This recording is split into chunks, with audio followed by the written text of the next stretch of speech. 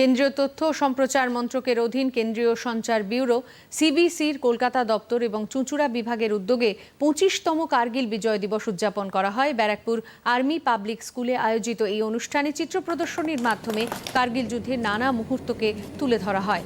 অনুষ্ঠানের উদ্বোধন করেন ব্রিগেডিয়ার বরুণ দত্ত। তিনি কার্গিল যুদ্ধের নানা দিক তুলে ধরেন। আজকের অনুষ্ঠানে অংশ নেন স্কুল পড়ুয়ারা। তাঁদের জন্য কুইজ প্রতিযোগিতারও আয়োজন করা হয়।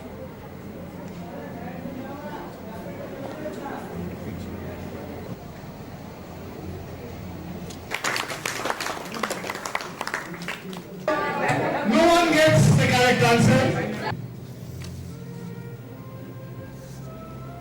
What does the Kargil war signify? It signifies try and dream big, try and achieve, that to win